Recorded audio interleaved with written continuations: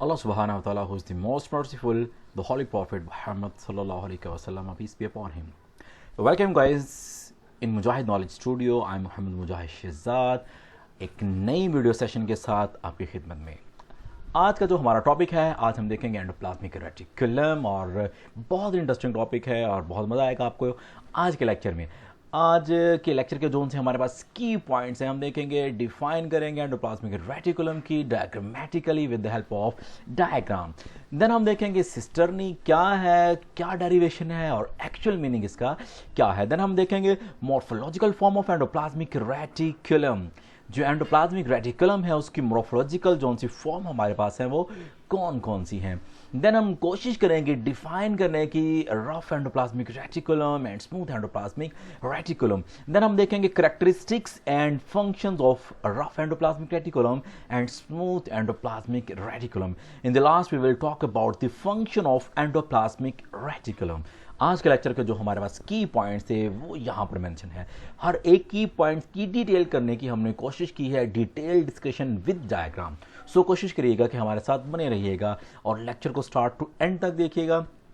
छोटी सी रिक्वेस्ट जो हमारी तरफ से है वो ये है कि जो हमारा चैनल है मुजाहिद नॉलेज स्टूडियो, इसको विजिट करें, शेयर करें और सब्सक्राइब करें ताकि आपको एक्सेस मिले या get access to all videos from our site. So let's start guys.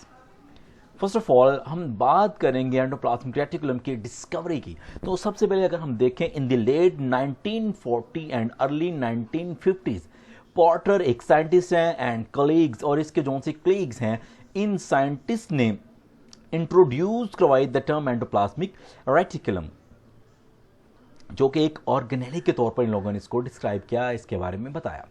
उसके बाद जो सा पोस्टर है, और एक हमारे पास Romanian born American cell biologist है जिसका नाम है जी.ई. पेलाडे। इन दोनों ने मिलके ल्यूसीडेट किए की कैरेक्टरिस्टिक्स ऑफ एंडोप्लाज्मिक रेटिकुलम। ये हमारे पास जोन से हैं, वो हमारे पास जो साइंटिस्ट हैं इनका नाम है पोर्टर। इन साइंटिस्ट ने हमें बताया कि एंडोप्लाज्मिक रेटिकुलम कहाँ पे प्रेजेंट है, और एक और साइंटिस्ट जिनका नाम है जी.ई. पेलाडे, इनके साथ मिलके इस साइंटिस्ट ने बताया कि एंडोप्लाज्मिक रेटिकुलम के जो दो पार्ट हैं, जैसे कि हमारे पास स्मूथ है और रफ है, इन दोनों की फंक्शनिंग के बारे में डिटेल डिस्कशन की इन दोनों साइंटिस्ट ने, और इसी की वजह से आज हमारे पास हम इन दोनों के बारे में अच्छे से जो नॉलेज हमारे पास है वो अच्छे से अंडरस्टैंड करने के काबिल हुए हैं। नेक्स्ट हमारे पास है, हम इनके डिफाइन करने की कोशिश करेंगे। तो डिफाइन से पहले हम थोड़ा सा डायग्राम को स्टडी कर लें ताकि हमारा जो कॉन्सेप्ट है डायग्राम को डिफाइन को लेके वो क्लियर हो जाए। अगर आप देखें तो ये वाली जोन सी बाउंड्री आपको नज़र आ रही है, इसको हम बोलेंगे सेल मेम्ब्रेन, और दरमियान में आपको जो ये वाली चीज़ नज़र आ रही है ये है न्यूक्लियस, और उसकी लास्ट बाउंड्री है न्यूक्लियर मेम्ब्रेन।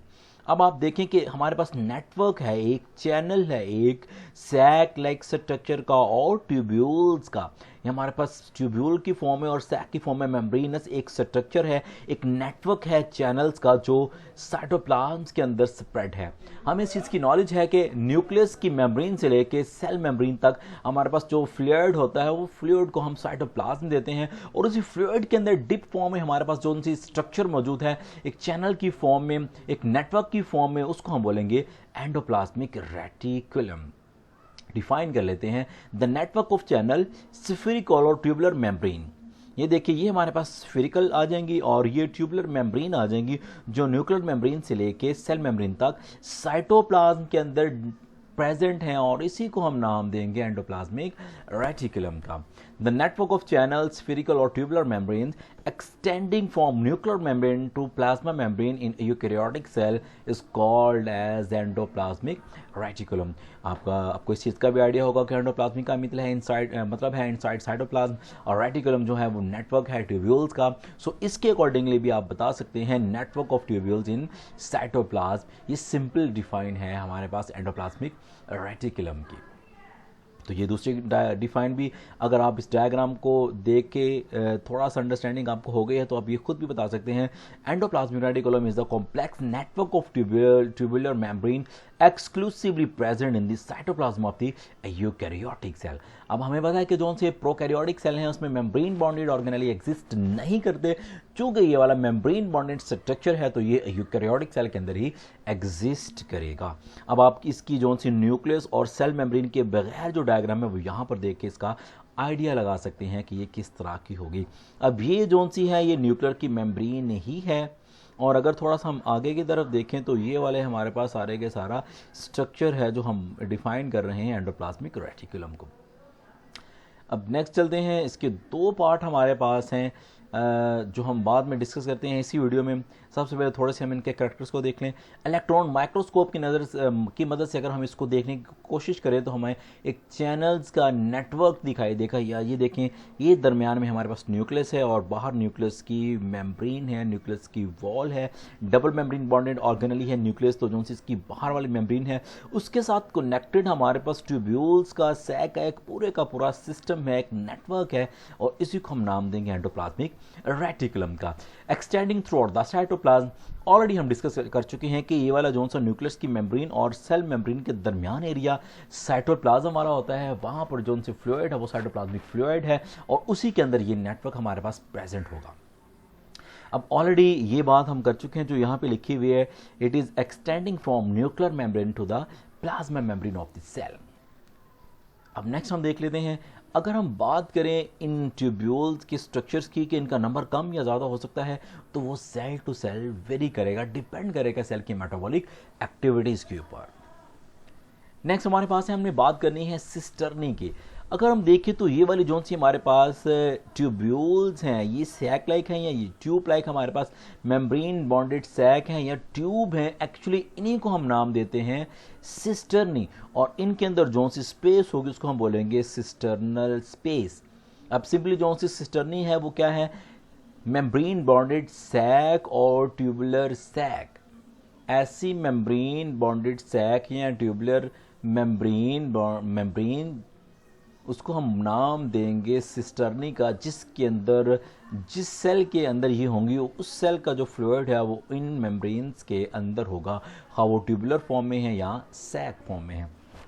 अब सिंपली आपको समझाने की मैं कोशिश करूं तो सिस्टर्नी क्या होगी, मेम्ब्रेन बॉन्डेड सैक और tubular structure that have fluid inside it.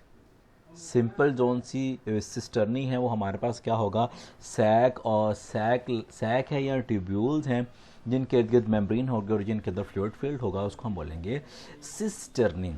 अब हमें पता है कि जोन सा है ये वाला हमारे पास ट्यूब्यूल्स हैं, इसके बाहर साइटोप्लाज्म है और एक मटेरियल इसके अंदर है। मींस के एक मटेरियल होगा जो एंडोप्लाज्मिक रेटिकुलम की चैनल्स के अंदर होगा, उसको हम बोलेंगे एंडोप्लाज्मिक रेटिकुलम मटेरियल, और एक होगा जो साइटोप्लाज्म में होगा।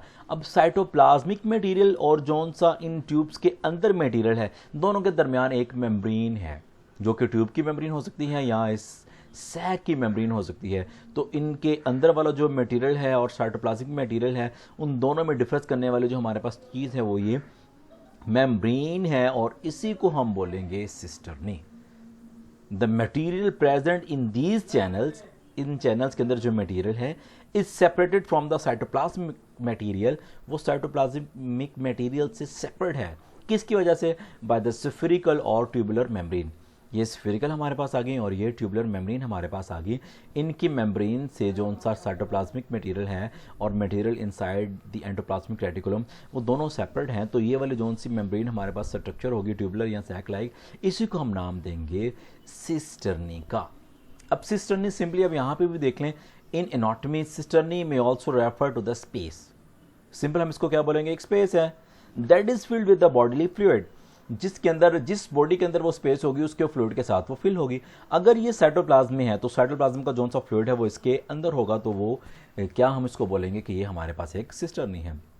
However, it is more commonly referred to as cistern also reservoir, means कि ये रिजर्वायर के तौर पर भी यूज़ होगा, किसी चीज़ को कलेक्ट करने में, ज़ख़ीरा करने के लिए भी ये यूज़ होने वाली स्ट्रक्चर है जिसको हम बोलेंगे सिस्टर्नी।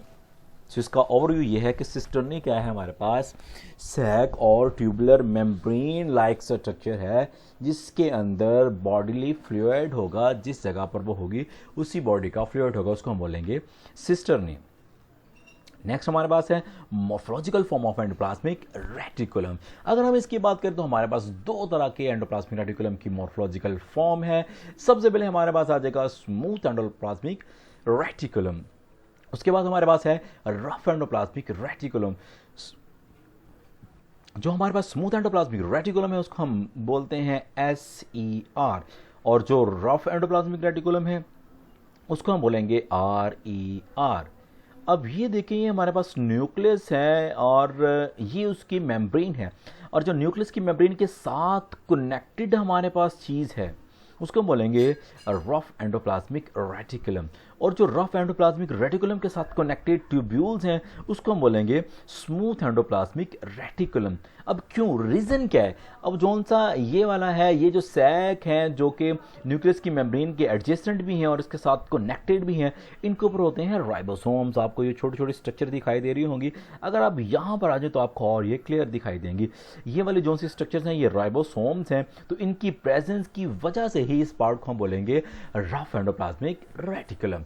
और जो सा दूसरे वाला पार्ट है जिसमें हम ट्यूब्स को एग्जामिन कर रहे हैं, इसके ऊपर कोई भी राइबोसोम्स की प्रेजेंस नहीं होती, इसलिए हम इसकी सरफेस जो कि स्मूथ होने की वजह से इसको हम बोलेंगे स्मूथ एंडोप्लाज्मिक रेटिकुलम। अब दोनों का डिफरेंस कौन सा है वो हम नेक्स्ट स्लाइड्स पे देख लेते हैं। ये हमारे पास आ गया सबसे पहले रफ एंडोप्लाज्मिक रेटिकुलम। अगर इसकी डिफाइन करें तो ऑलरेडी आपने इसकी डिफाइन कर ली हुई है। अब rough endoplasmic reticulum lies immediately adjacent to the cell nucleus. अब ये देखें, जो सा ये वाला एरिया है ये न्यूक्लियस के बिल्कुल पास है, तो डायग्राम को समझने की कोशिश करें और इसी के अकॉर्डिंगली आप एक्सप्लेन भी कर सकते हैं। अब एंडोप्लाज्मिक रेटिकुलम का वो पार्ट जो न्यूक्लियस के बिल्कुल एडजेसेंट है, इसके पास है और इसी के साथ कनेक्टेड भी है। एक साइड से न्यूक्लियर मेम्ब्रेन के साथ कनेक्टेड है और दूसरी साइड से स्मूथ एंडोप्लाज्मिक रेटिकुलम के साथ कनेक्टेड है, तो इस पोर्शन को हम बोलेंगे रफ एंडोप्लाज्मिक रेटिकुलम। पढ़ लेते हैं जी। Rough endoplasmic reticulum lies immediately adjacent to the cell nucleus.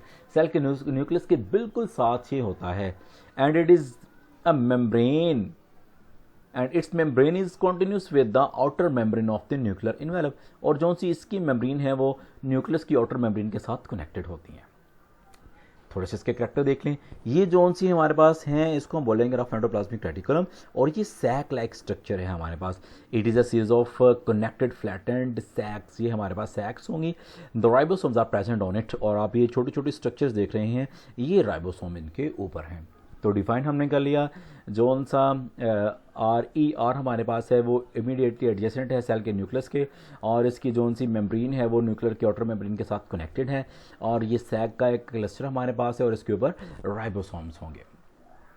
अगर हम बात करें RER के फंक्शन की, रफ एंडोप्लाज्मिक रेटिकुलम के फंक्शन की, तो सबसे पहले हमारे पास राइबोसोम्स की वजह से हम बात ये कर सकते हैं कि चूंकि उनके ऊपर राइबोसोम्स होते हैं तो राइबोसोम्स की प्रेजेंस की वजह से ये इन्वॉल्व होगा प्रोटीन की सिंथेसिस में। अब इसी से आपने नेक्स्ट चीज़ को याद रखना है कि अगर प्रोटीन को सिंथेसाइज करेगा तो शॉर्ट टाइम के लिए तो इसको स्टोर मस्ट करेगा, और स्टोर करके डेफिनेटली इसको फाइनल शेप भी देनी है, तो उसके लिए जो फोल्डिंग है, जो रिक्वायर्ड मॉडिफिकेशंस हैं वो भी करेगा।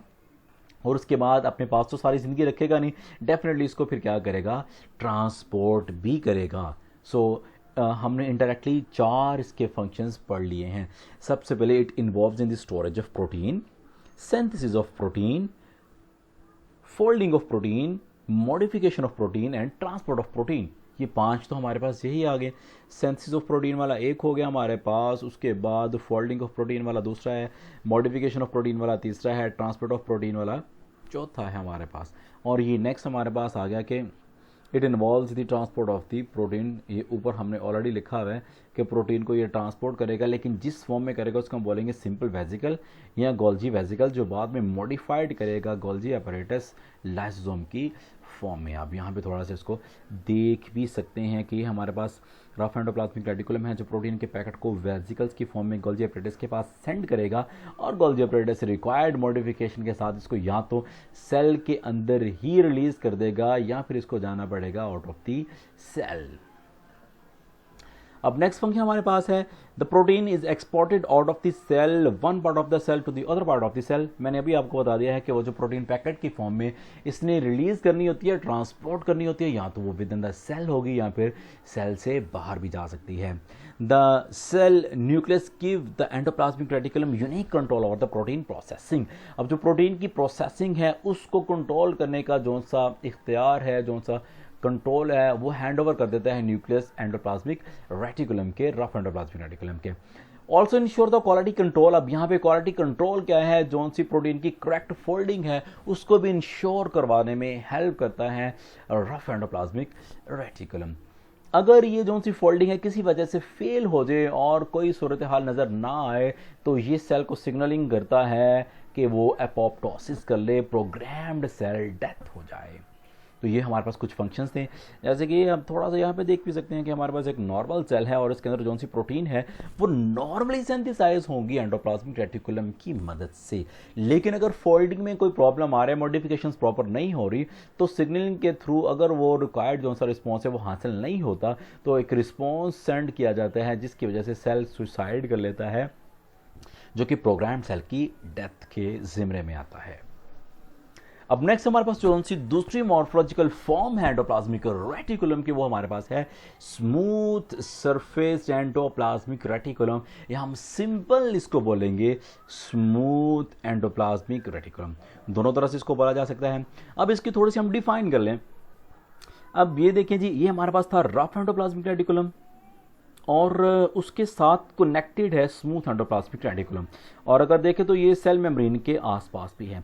अगर मैं ये बोलूं कि जो स्मूथ एंडोप्लाज्मिक रेटिकुलम है ये इमीडिएटली एडजेसेंट है रफ एंडोप्लाज्मिक रेटिकुलम के और सेल मेम्ब्रेन के, तो ये गलत नहीं होगा, और ये कनेक्टेड है रफ एंडोप्लाज्मिक रेटिकुलम के। ये दो बातें आपने याद रखनी है कि जो सा स्मूथ एंडोप्लाज्मिक रेटिकुलम है वो रफ एंडोप्लाज्मिक रेटिकुलम के एडजेसेंट भी है और इसके साथ कनेक्टेड भी है और सेल मेम्ब्रेन के भी एडजेसेंट है। थोड़ा सा देख लें इसको। Smooth endoplasmic reticulum lies immediately adjacent to the rough endoplasmic reticulum and its membrane is continuous with the rough endoplasmic reticulum, यानी कि मैंने आपको ऑलरेडी बताया था present between rough endoplasmic reticulum and cell membrane, इन दोनों के दरमियान में ये पाया जाता है, इसी को हम बोलेंगे एंडोप्लाज्मिक रेटिकुलम। अब दूसरे के केस में हमने देखा था कि वो सैक का एक क्लस्टर है, लेकिन यहाँ पे अगर आप देखें तो ये हमारे पास एक ट्यूबुलर स्ट्रक्चर है, ट्यूब्यूल्स हमारे पास कलेक्शन की फॉर्म में है, सो हम इसको बोलेंगे स्मूथ एंडोप्लाज्मिक रेटिकुलम है द ट्यूबुलर फॉर्म। और इसके ऊपर आप देखें कि हमारे पास कोई भी स्ट्रक्चर्स अवेलेबल नहीं है जो राइबोसोम की फॉर्म में लास्ट वाले पार्ट पे थी रफ एंडोप्लाज्मिक रेटिकुलम की फॉर्म में, वो यहाँ पर एग्जिस्ट नहीं कर रही, सो हम बोलेंगे ribosomes are not present on it. चलें जी, अभी हम फंक्शंस देख लेते हैं स्मूथ एंडोप्लाज्मिक रेटिकुलम के। तो जो सबसे पहला फंक्शन हमारे पास है ये इन्वॉल्व होता है metabolism of different biological molecules के। तो हमारे पास जो सी एग्जांपल है वो एग्जांपल है lipids. It helps in metabolism of lipids. They also help to detoxify the harmful chemicals. कौन से हार्मफुल केमिकल्स हैं हमारे पास, ये देखें। अगर आप थोड़ा सा देखने की कोशिश करें, थोड़ा सा फोकस करें, तो आपको यहाँ पे लिखा हुआ मिलेगा अल्कोहल है, ड्रग्स हैं और मेटाबॉलिक वेस्ट प्रोडक्ट हैं। इनके साइड इफेक्ट से सेल को बचाने वाले जो अल्लाह ताला ने स्ट्रक्चर यहाँ पे, नेचर ने जो स्ट्रक्चर यहाँ पे सिंथेसाइज की हुई है उसका नाम है smooth endoplasmic reticulum. In some cells, smooth endoplasmic reticulum is responsible for the transmission of impulses, e.g. nerve cells and muscle cells. अब nerve और muscle cells में जो सी nerve impulse है उसकी transmission में help करने का जो जिम्मेदार है वो है smooth endoplasmic reticulum. नेक्स्ट हमारे पास है it helps in the transport of the material from one part of the cell to the other part of the cell. अब ये सेल के एक पार्ट से दूसरे पार्ट तक मटेरियल को सेंड करने में भी इन्वॉल्व होगा। It involves in the synthesis of new cellular membrane. अब हमने लास्ट टाइम अगर हम सेल मेम्ब्रेन के फंक्शंस की बात करें तो वहाँ पर हमने एंडोसाइटोसिस और एक्सोसाइटोसिस जैसी कुछ कंडीशंस पढ़ी थी, जिसकी वजह से जो सेल मेम्ब्रेन है उसका थोड़ा सा पोर्शन वेस्ट भी हो रहा था। तो उस चीज़ को रिकवर करने के लिए हमारे पास स्मूथ एंडोप्लाज्मिक रेटिकुलम है जो न्यू सेलुलर मेम्ब्रेन को दोबारा सिंथेसाइज करने में पार्ट अदा करेगा, इसका रोल होगा। It plays an important role in the synthesis of steroid hormones. अब स्टीरॉयड हार्मोन हमारे पास जैसे कि कॉर्टिकोस्टीरॉयड हार्मोन है, इसकी सिंथेसिस में भी इंपॉर्टेंट पार्ट प्ले करने वाला हमारे पास स्मूथ एंडोप्लाज्मिक रेटिकुलम है। और इसकी सिंथेसिस जो करवाएगा वो कोलेस्ट्रॉल से करवाएगा। अगर बॉडी में कोलेस्ट्रॉल है तो उसकी वजह से जो हार्मोन है कॉर्टिकोस्टेरॉइड, उसकी सिंथेसिस करवाने में इंपॉर्टेंट पार्ट प्ले करने वाले जो स्ट्रक्चर हमारे पास है उसको हम बोलेंगे स्मूथ एंडोप्लाज्मिक रेटिकुलम। अब जो स्मूथ एंडोप्लाज्मिक रेटिकुलम है वो हेल्प करता है कैल्शियम आयन को स्टोर करने में भी और रिलीज करने में भी। अगर ये देखें तो ये हमारे पास मस्कुलर जो से स्केलेटल मसल्स हैं उनकी हमारे पास छोटी सी एक डायग्राम है, और ये जो आप ट्यूब्यूल्स देख रहे हैं एक्चुअली ये सार्कोप्लाज्मिक रेटिकुलम है। ये मॉडिफाइड फॉर्म है एंडोप्लाज्मिक रेटिकुलम की। और यहाँ पर जो से आप टी ट्यूब्यूल्स देख रहे हैं ये एक्चुअली सैक्स हैं। इनके अंदर कैल्शियम जोन से वो स्टोर भी होते हैं और रिलीज भी होते हैं, और एक जगह से दूसरी जगह ये मूव भी करते हैं, और मसल कॉन्ट्रैक्शन और रिलैक्सेशन में इनका इंपॉर्टेंट रोल होता है। ये सारे के सारे जो फंक्शंस अभी हमने डिस्कस किए थे ये थे स्मूथ एंडोप्लाज्मिक रेटिकुलम के। अब हम देखते हैं फंक्शन ऑफ एंडोप्लाज्मिक रेटिकुलम। अब छोटा सा इस चीज़ को फोकस कर लें कि हमने इसके दो पार्ट पढ़े थे, rough endoplasmic reticulum and smooth endoplasmic reticulum. अब इन दोनों के जो से कलेक्टिव फंक्शंस थे जो ऑलमोस्ट 5 थे, इनको कलेक्टिवली हम बोलेंगे कि वो फंक्शंस हैं एंडोप्लाज्मिक रेटिकुलम के। और इनके साथ ये दो और कुछ मैंने लिखे हुए हैं। Endoplasmic reticulum also provide mechanical support to the cell को मैकेनिकल सपोर्ट प्रोवाइड करने वाली स्ट्रक्चर भी एंडोप्लाज्मिक रेटिकुलम है। Endoplasmic reticulum also maintain the shape of the cell, और ये सेल की शेप को भी मेंटेन करने में हेल्पफुल होगी। अब ये देखिए हमारे पास एक सेलुलर स्ट्रक्चर है, एक सेल की यहाँ पे डायग्राम दिखाई गई है। ये आपको दिखाई दे रहे हैं न्यूक्लियस, और उसके साथ आपको दिखाई दे रहा होगा एंडोप्लाज्मिक रेटिकुलम जिसकी वो रफ फॉर्म है, उसके साथ ही स्मूथ फॉर्म में कनेक्टेड है, और ये आपको गोल्जी अपरेटस भी दिखाई दे रहा है। तो ये वाली जो सी स्ट्रक्चर्स हैं ये इंटरकनेक्टेड हैं, और ये सेल को कॉन्स्ट्रिक्ट या फ्लैसिड होने से बचाती हैं, डैमेज होने से बचाती हैं। जब ये सेल के अंदर होंगी तो सेल का जो सा न्यूक्लियस और सेल मेम्ब्रेन के साथ कनेक्शन है वो स्ट्रॉन्ग बना रहेगा और सेल की शेप मेंटेन रहेगी। आज के लेक्चर जो था यहाँ पे ख़त्म होता है, और आज के लेक्चर के जो इंपॉर्टेंट MCQs हैं या शॉर्ट हैं या लॉन्ग है पॉसिबली वो हमने यहाँ पे लिखे हुए हैं, आप इनको देख लें। यहाँ पर शॉर्ट और लॉन्ग को ज़्यादातर मेंशन किया हुआ है। सबसे पहले जो हमारे पास शॉर्ट बन सकते हैं, आप फोकस करें जो स्टार्ट में मैंने की पॉइंट्स का जिक्र किया था वही एक्चुअली हमारे पास शॉर्ट क्वेश्चन हैं।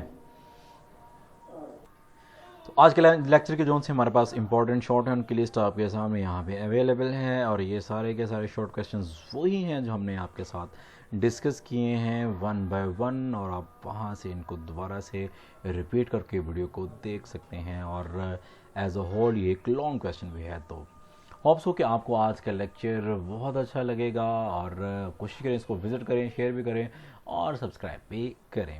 मिलते हैं नेक्स्ट लेक्चर में, तब तक के लिए अल्लाह हाफिज़।